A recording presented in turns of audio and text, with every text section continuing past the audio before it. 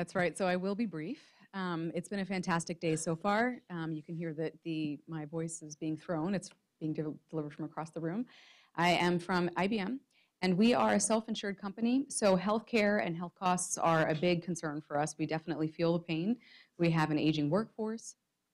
Globalization has definitely had a big impact on us. Employees of IBM are spread across the globe, and this, of course, presents us with some challenges and some opportunities.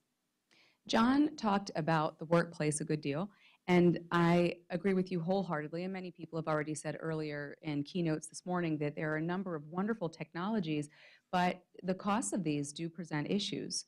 One of the trainings that we have at IBM is around a centralized budget, and that's a corporate level budget.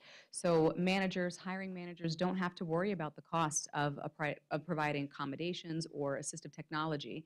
And I think that the federal government should look into that. I understand that the federal government doesn't have to worry about that, but the challenge is really for corporate entities. So before I worked for IBM, I worked for a consulting firm here in Washington, D.C. They did not have a centralized budget, and so my manager had to cover the cost for all of my accommodations. And after a relatively short period of time working with corporate HR, they realized the benefits of moving that fund to a higher level so that it would be centralized. And then sure enough, morale went up, the number of employees with disabilities went up, productivity went up. So providing better services is really in everyone's best interest. And IBM has done that for quite some time. A friend of mine that has a disability and works for a very large bank, a global bank, unfortunately doesn't have a centralized fund for buying those accommodations. So there are managers who have very good intentions, but who aren't able to overcome the process of funding it, which makes things complicated. And if the funding barrier was taken down, then I think that more accommodations could be brought to the workplace and more technologies could be brought to the workplace. We also have an accessible workplace portal where people can submit requests for accommodations. And one of the unexpected benefits of it was that people who have temporary disabilities can make accommodations. So if someone has broken their arm or they are recovering from a broken arm, then they can make a request for a mouse. So there are situational disabilities that are very different than traditional disabilities. So if someone is pregnant and they need certain accommodations, they can do that. If you want a webcast to be captioned, then that can be made available. And then we all know that people benefit from captioning who aren't deaf. You read captions on TVs in bars or in other noisy areas.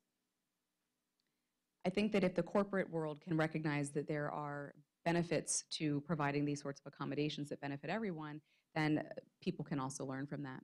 Now, Mohammed, you also talked about transportation.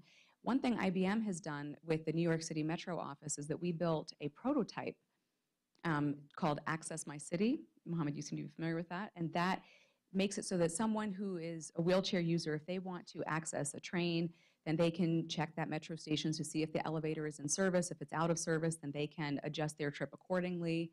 As has been said today, we have a great deal of good data, but the challenge is to make that into useful information that people can actually benefit from, and to focus on content and predictive analytics. I remember, for example, I had an experience where I was flying to Austin, Texas, and I missed my connection in Atlanta. My plane was late, and I didn't have access to the announcement that was made over the PA system.